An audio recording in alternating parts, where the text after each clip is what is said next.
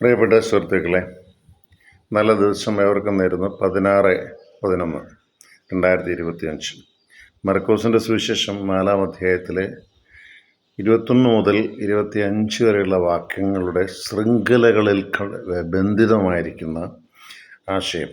ഒന്ന്, വിളക്ക് കൊളുത്തി ആരും പറയുടെ കീഴിൽ വയ്ക്കാറില്ല, പീഠത്തിന്മേലാണ് വയ്ക്കുന്നത്.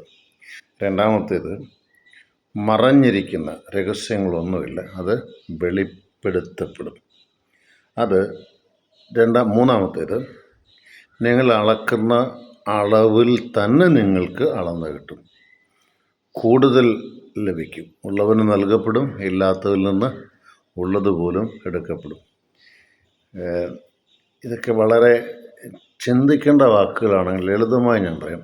വിളക്ക് കൊളുത്തി നിങ്ങളുടെ വിളക്ക് പ്രകാശമാകുന്നുവെങ്കിൽ ഒരു കാര്യം ഓർത്തുകൊള്ളുക, ഈ പ്രകാശത്തിൽ നിന്നാണ് താങ്കൾ വായിക്കുന്നതെങ്കിൽ പഠിക്കുന്നതെങ്കിൽ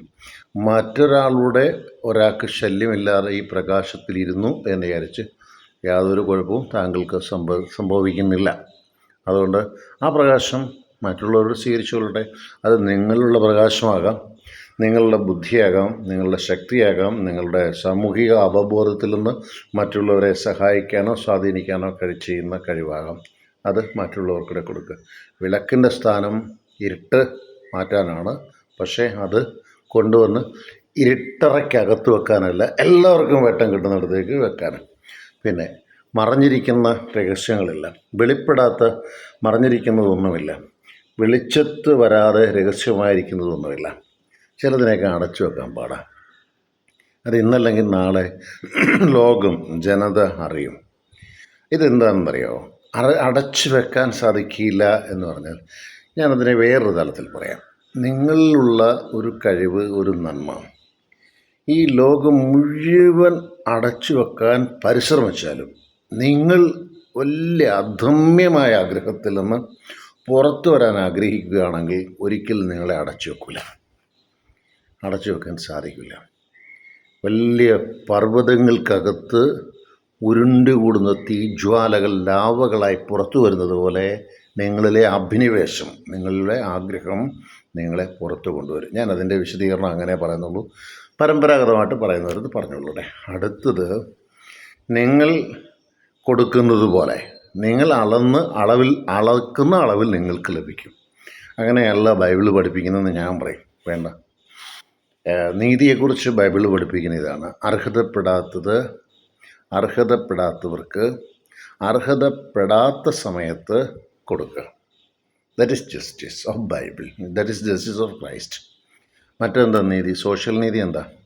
അർഹതപ്പെട്ടവർക്ക് അർഹതപ്പെട്ട സമയത്ത് അർഹതപ്പെട്ട രീതിയിൽ കൊടുക്കുന്നതാണ്. ഞാൻ തിരിച്ചു പറയുന്നത്, ചിലർക്ക് ഒരു അർഹതയും കാണൂല നമ്മുടെ കണ്ണിൽ, അല്ലെങ്കിൽ മറ്റുള്ളവരുടെ കണ്ണിൽ. അവർക്കൂടെ നമുക്ക് കൊടുക്കാൻ സാധിക്കട്ടെ.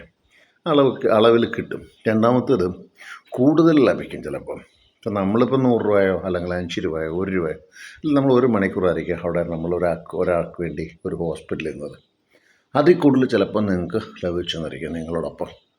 അടുത്ത വാക്ക്, ഉള്ളവന് നൽകപ്പെടും, ഇല്ലാത്തതിൽ നിന്ന് ഉണ്ട് എന്ന് വിചാരിക്കുന്ന പോലും എടുക്കപ്പെടും. ഇത് ഒത്തിരി സ്ഥലങ്ങളിൽ ഈശോ പഠിപ്പിച്ചിട്ടുണ്ട്. നിങ്ങളിലുള്ളത് പ്രകാശമാണെങ്കിൽ പ്രകാശം വർദ്ധിപ്പിക്കും. അതുകൊണ്ട് നമ്മുടെ ചെറുപ്പത്തിൽ ഇന്ത്യ പഠിപ്പിച്ചൊരു കാര്യമുണ്ട്: വിദ്യാധനം സർവ്വധനാൽ പ്രധാനം, കൊടുക്കുന്തോറും ഏറിടും. കൊടുക്കുന്നിടത്താണ് വർധനം ഉണ്ടാകുന്നത്. മറ്റെന്തെന്നറിയോ? നമുക്ക് ഇത്രയേ ഉള്ളൂ, ഇത് ഇങ്ങനെ പിടിച്ചു വെച്ചേക്കാം, ഇങ്ങനെ പൂഴ്ത്തി വെക്കുന്നത് ഒന്നും വളരില്ല. അതുകൊണ്ടാണ് കർത്താവ് പഠിപ്പിച്ചത്, 5 താലന്ത് കിട്ടിയവൻ 5 കൂടെ വാങ്ങിച്ചു, അപ്പം അത് വർദ്ധിച്ചു. 2 കൂടെ വാങ്ങിച്ചു, 1 കിട്ടിയവൻ കൊണ്ട് കുഴിച്ചു വെച്ചു. നിങ്ങളിലുള്ള കഴിവുകൾ, നിങ്ങളിലുള്ള ചൈതന്യം മറ്റുള്ളവർ കൂടെ പകർന്നു കൊടുക്കുക. അപ്പോൾ ഉള്ളവൻ വീണ്ടും വീണ്ടും ഉണ്ടാക്കിക്കൊണ്ടേയിരിക്കും. ഇല്ലാത്തവൻ തൻ്റെ കയ്യിലുണ്ട് എന്ന് വിചാരിക്കുന്നത് പോലും അവൻ്റെ കയ്യിൽ നിന്ന് എടുക്കപ്പെടുകയില്ല, അവൻ തന്നെ എടുത്തു മാറ്റിക്കൊള്ളും. അല്ലെങ്കിൽ പൂഴ്ത്തി വെക്കുന്നിടത്തോളം കാലം നിങ്ങളുടെ ചൈതന്യം നിങ്ങൾ നഷ്ടപ്പെടുത്തിയുള്ളൂ. ഇപ്പോൾ പ്രകാശപൂരിതമാകട്ടെ, ചിന്തിക്കാൻ കഴിയട്ടെ, കൊടുക്കാൻ സാധിക്കട്ടെ. അളന്ന് കൊടുക്കാനല്ല, അളവിൽ കൂടുതൽ കൊടുക്കുക. അർഹതപ്പെടാത്തതും കൊടുക്കുക. എടുക്കപ്പെടാതിരിക്കാൻ വേണ്ടി കൊടുത്തു പഠിക്കുക. ജോൺസൺ കരൂർ.